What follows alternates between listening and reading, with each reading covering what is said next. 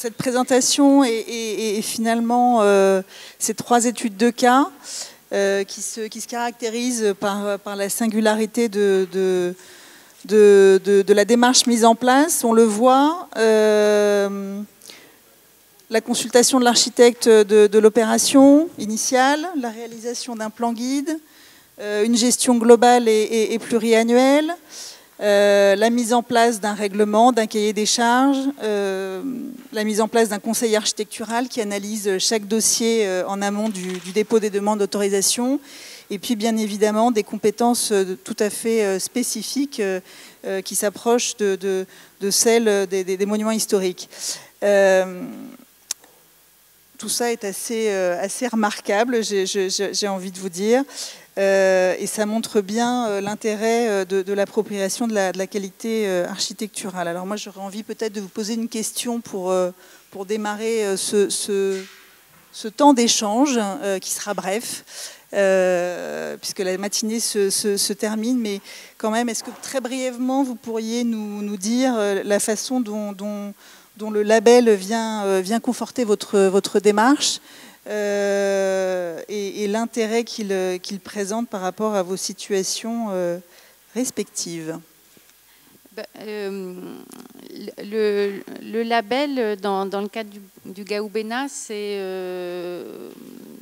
ça vient un petit peu conforter l'ensemble d'un attachement à l'architecture qui est très fort sur ce lotissement.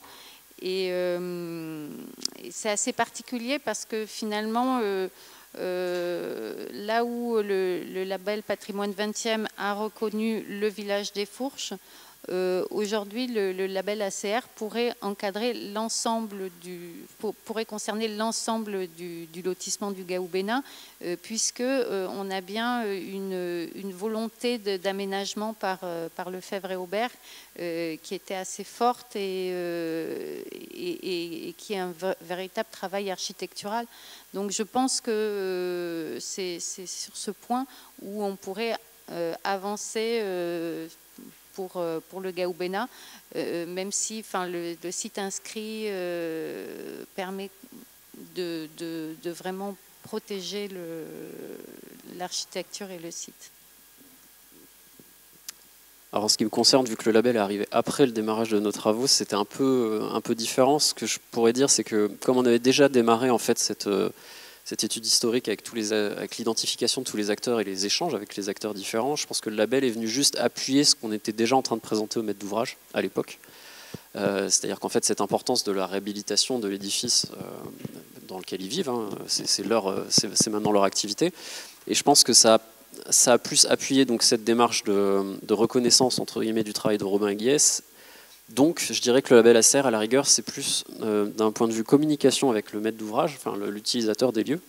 Je pense que ça a généré en tout cas un engouement, ou du moins ça a accompagné l'engouement qui s'est créé justement avec notre opération sur justement cette reconnaissance. Le CNDS fêtait ses 20 ans il y a un mois là.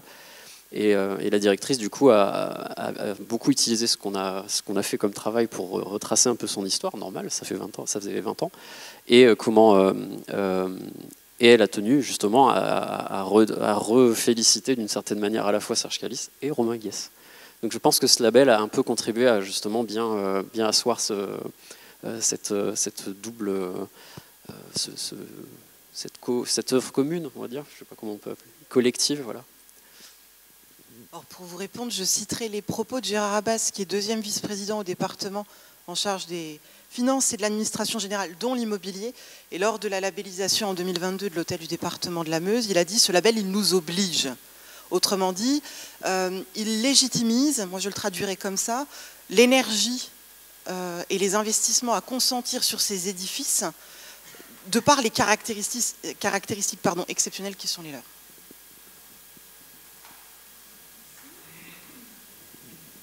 Merci beaucoup. Y a-t-il peut-être quelques questions dans la salle? Oui, sur le cas de Pantin qui me semble qui m'intéresse. Sur le cas de Pantin, qui est très intéressant, puisqu'il y a eu déjà 3 maîtres d'œuvre et que vous êtes le 4e, est-ce qu'il y a, en termes juridiques ou en fait, sur les différents droits d'auteur, est-ce qu'il y a une prépondérance de l'auteur initial? Est-ce qu'ils se valent tous? Est-ce que vous avez une idée de ça? Est-ce que le ministère de la Culture vous aide là-dessus? Alors, c'est un sacré sac de nœuds, dans le sens où, en effet, aujourd'hui, l'ayant droit principal, c'est Serge Calice, l'héritier de Jacques Calice. Aujourd'hui, par exemple, quand ils ont fait un film il n'y a pas longtemps, c'est lui qui touche les droits à l'image du bâtiment. Donc le CND est déjà en lien avec eux. Donc sur ce volet-là, il y a une reconnaissance qui est déjà actée, on va dire. Soit dit en passant, Antoinette Robin et Claire Guès, pour le coup, elles, aujourd'hui, quasiment pas de droit d'auteur au sens classique du terme. Mais cependant, pour être tout à fait franc, elles s'en moquent éperdument. C'est-à-dire que pour elles, c'est l'œuvre de Jacques Calice, avant tout. Donc il y a une forme aussi de modestie là-dessus qui est assez frappante. Cette question s'est soulevée principalement quand on a commencé à parler des interventions de Berger et Berger. Parce que eux, n'ayant pas ils ont eu un contrat de maîtrise d'œuvre avec directement le CND, et ils ont en effet des clauses de droit d'auteur dans leur marché, ce qui nous oblige à les prévenir de toute modification en effet à ce stade, ce qui va se faire, parce que là on n'a pas trop le choix à un moment donné. Donc on suit aujourd'hui en tout cas, c'est pour ça que je parlais de déontologie aussi tout à l'heure, c'est qu'en fait tout ce qui s'est fait préalablement s'est fait malheureusement sans trop de cadre réel de respect de ces droits d'auteur respectifs et successifs. Nous on se doit en tout cas aujourd'hui de faire dans notre démarche justement cette mise en communication pour aussi respecter ces fameuses clauses de contrat, même si Robin Guès s'en fout un petit peu. Il n'en demeure pas moins que, à mon sens, de toute façon, quand bien même dans leur contrat de maîtrise d'œuvre, elle doit avoir une clause de droit moral comme dans tous les marchés de maîtrise d'œuvre. À minima, déjà par déontologie, on est censé le faire. Et a fortiori, d'un point de vue juridique, c'est quand même beaucoup plus sage. Donc, non, c'est pas clair, mais on fait en sorte que ce soit cadré, ce coup-ci, pour éviter tout problème.